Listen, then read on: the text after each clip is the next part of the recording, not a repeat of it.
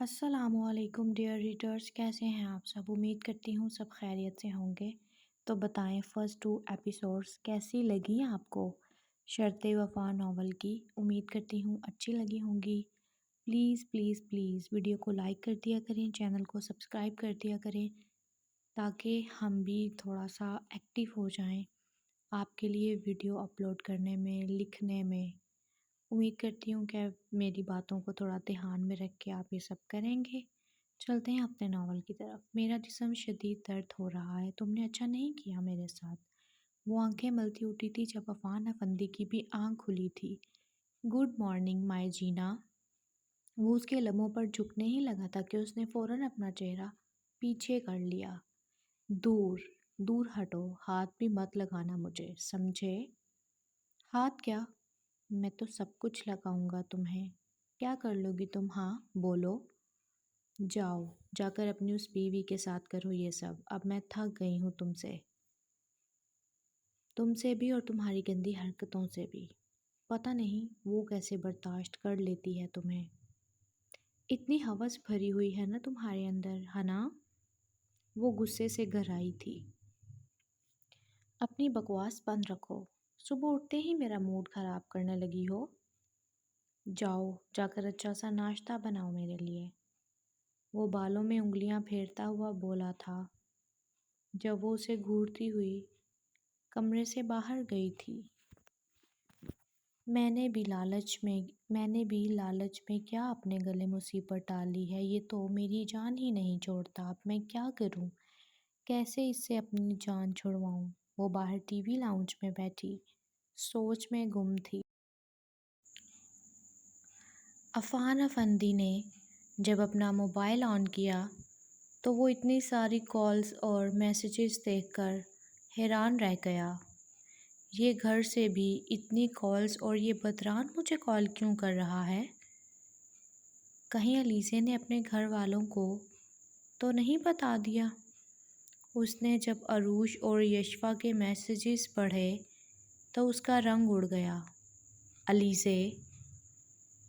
کیا ہو گیا ہے علیزے کو؟ اس نے فوراً اپنی شرٹ پہنی، سائڈ ٹیبل پر رکھے وائلٹ کو جیب میں ڈالا، کلائی میں گھڑی پہنی اور کمرے سے باہر نکلا۔ میں جا رہا ہوں، ایک ایمرجنسی ہو گئی ہے۔ جینا نے اس سے کوئی سوال نہیں کیا کیونکہ وہ تو پہلے ہی چاہتی تھی کہ وہ یہاں سے چلا جائے۔ جاؤ جاؤ، جان چھوڑو میری، اور اب کبھی بھی مت آنا یہاں۔ اس کو جاتا ہوا دیکھ کر وہ بڑبڑائی تھی۔ وہ اس کے ساتھ صرف اور صرف پیسے کے لیے تعلق میں تھی۔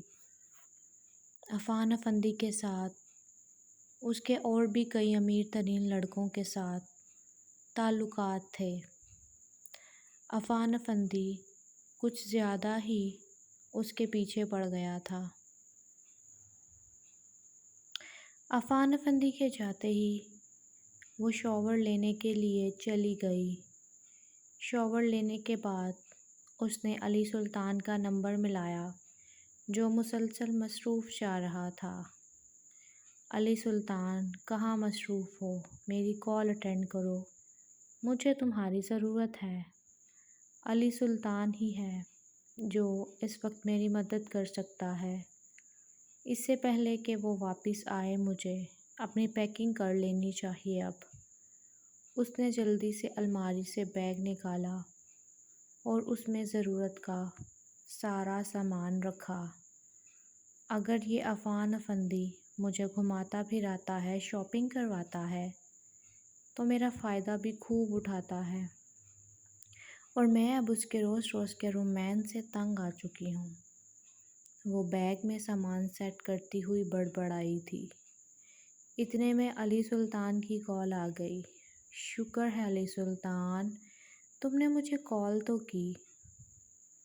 کیا ہوا جانے من، سب ٹھیک تو ہے نا؟ کچھ بھی ٹھیک نہیں ہے علی سلطان، مجھے تمہاری مدد کی ضرورت ہے۔ کیوں؟ کیا ہوا؟ کیسی مدد؟ تمہارا علی سلطان حاضر ہے تمہارے لیے۔ मेरी जान, एक तुम ही तो हो जो मुश्किल वक्त में मेरे काम आते हो। वो तो मसखराना अंदाज में बोली थी। अब बोलो भी, क्या बात है अली सुल्तान? बात कुछ यूँ है कि वो अफ़ान अफंदी मेरी जान ही नहीं छोड़ता है। उसने तो मुझे मुफ्त का माल ही समझ लिया है। मैं कुछ दिन के लिए अपने इस अपार्टमेंट से कहीं दूर जाकर रहना चाहती हूँ। क्या तुम्हारे पास कोई जगह है? उसकी बात पर अली सुल्तान का कहका पूरे ऑफिस में गूंजा था। क्या हुआ? तुम हंस क्यों रहे हो? अली सुल्तान बैठे बिठाए। तुझे लड़की मिल रही है, बस ओके कर दे अब। और अफ़ान अफंदी और रयान अफंदी से बदला लेने का मज़ा तो अब आएगा इस जीना के ज़रिए। जीना, तुम सामान पैक करो, मैं अपने ड्राइवर को भेजता हूँ। वो तुम्हें इस्लामाबाद ले जाएगा। वहाँ मेरा एक अपार्टमेंट है जो बिल्कुल खाली पड़ा है, वहाँ पर तुम रह सकती हो। रात में तुमसे मुलाकात होगी। ये कहकर उसने कॉल बंद कर दी। शुक्र है जान छूटी सफ़ान अफंदी से। कुछ दिन मेरे सुकून से गुजर जाएंगे अब। अली सुल्तान एक निहायत ही बदबख्त इंसान था।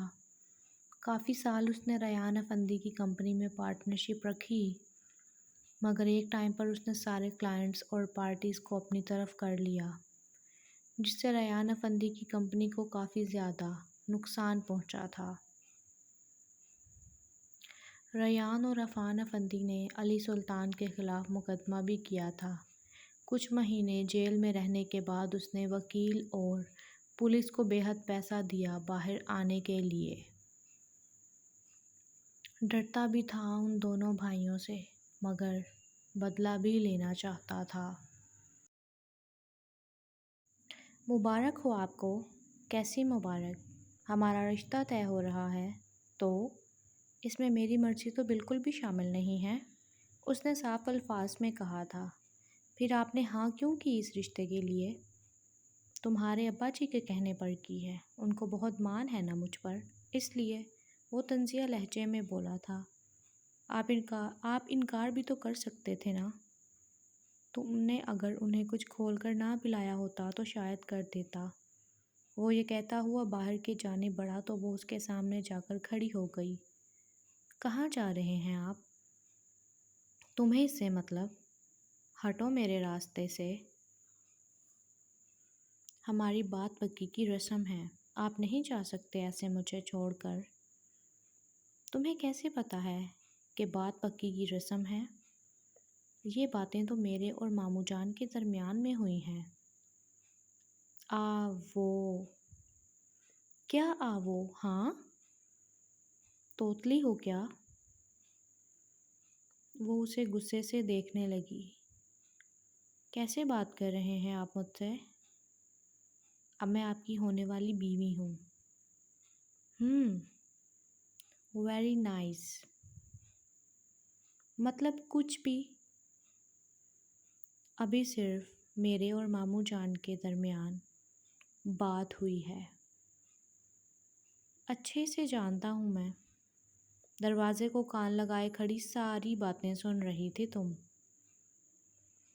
मामू जान को लगता है मेरी अना तो बहुत ही मासूम है, मगर उन्हें क्या पता कितनी चालाक है वो।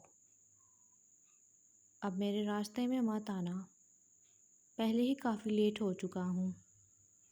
ये कहकर वो हवेली से बाहर चला गया और वो मुंह फुलाए गुस्से से अपने कमरे में चली गई।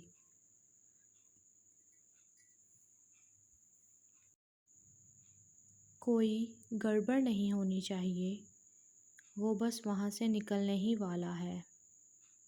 लड़की कहाँ है? नवाज़ अफंदी ने तल्ख़ लहजे में अपने आदमियों को देखते हुए कहा। साहिब, लड़की को हमने बेहोश कर दिया है। वो 16 साल की बच्ची आज न जाने किन दरिंदों के हाथ चढ़ गई थी। न जाने अब उसके साथ क्या होने वाला था।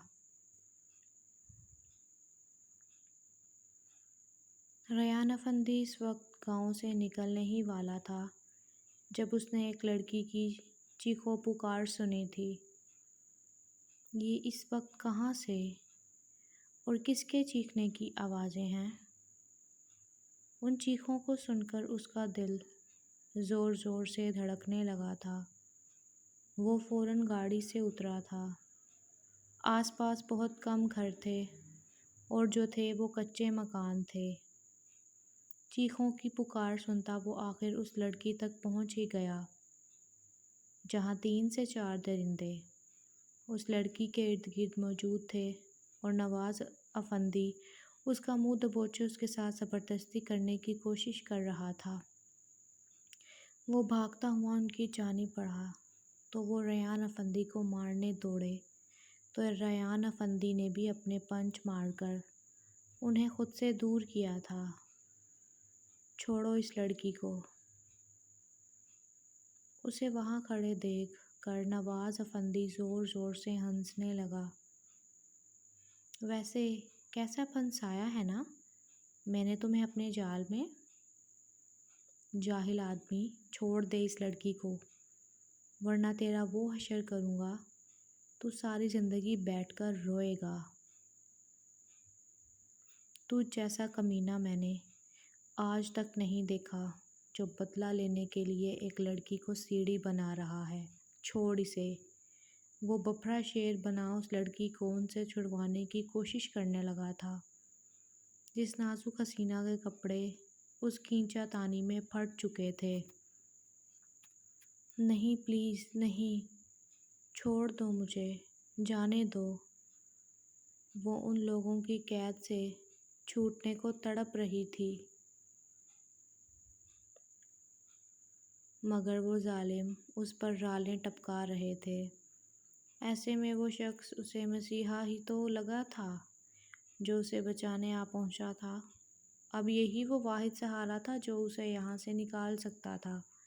وہ سوچ کر بھاگی تھی اس کی طرف جس نے اسے اپنی باہوں میں اپنی پناہوں میں چھپایا تھا۔ اس کمسن چھوٹی لڑکی کو یوں ڈر کر خود سے لپٹتے دیکھ وہ چاہنے کے باوجود اسے روک نہ پایا تھا اور اپنی باہوں کا سہارا دیا تھا۔ برا ہو اس وقت کا کہ گاؤں کے لوگ عین اسی لمحے پہنچے تھے اور آنکھوں دیکھا سچ مان لیا تھا۔ دیکھو گاؤں والو، دیکھو کیسے سرعام یہ اس لڑکی کو زیادتی کا نشانہ بنا رہا تھا۔ دیکھو ذرا سب لوگ اس لڑکے کو غور سے۔ جانتے ہو تم لوگ کون ہے یہ لڑکا؟ یہ لڑکا اقبال شاہ کا بھانجا ہے، اقبال شاہ کا جو اس حویلی کا حکمران بنا بیٹھا ہے۔ ارے یہ تو ریان افندی ہے۔ کافی لوگوں کو اس کا پتہ چل چکا تھا۔ شرم آنی چاہیے تمہیں لڑکے، تم ہمارے گاؤں میں آ کر اس طرح کی حرکت کیسے کر سکتے ہو؟ تم سب کو ضرور کوئی غلط فہمی ہوئی ہے۔ یہ نواز افندی جھوٹ بول رہا ہے۔ اس نے مجھے اپنے جال میں پھنسایا ہے۔ میں اس گاؤں سے جا رہا تھا جب میں نے چیخو پکار کی آوازیں سنی تو میں گاڑی سے اتر کر اس طرف آیا۔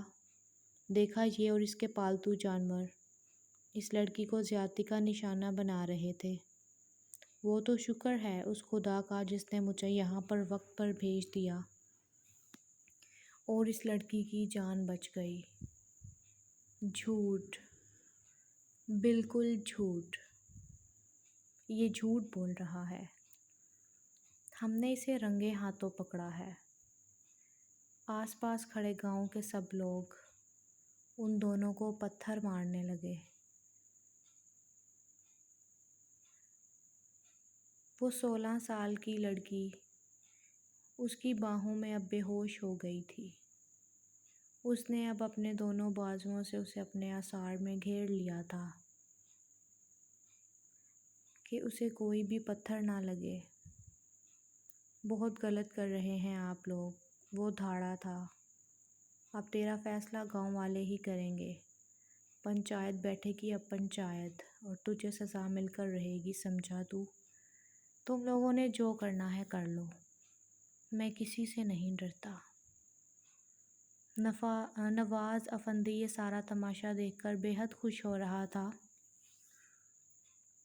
لے جاؤ اسے اور اس لڑکی کو یہاں سے، جب تک اسے سزا نہ مل جائے اسے مت جانے دینا۔ چلو ہمارے آگے آگے، اور تم نے ذرا سی بھی فرار ہونے یا کوئی بھی چالاکی کرنے کی کوشش کی تو تمہارا انجام بہت برا ہوگا۔ ریان افندی اس وقت بے بس ہو چکا تھا۔ وہ اس لڑکی کو ان وحشیوں کے ہاتھ میں نہیں دینا چاہتا تھا۔ اب پورے گاؤں میں یہ بات پھیل گئی تھی۔ ریان افندی نے اسے اپنے بازوؤں میں اٹھائے ان کے ساتھ گاؤں کی طرف چل دیا تھا۔ وہ سوچ بھی نہیں سکتا تھا کہ اس کا باپ اس حد تک بھی جا سکتا ہے۔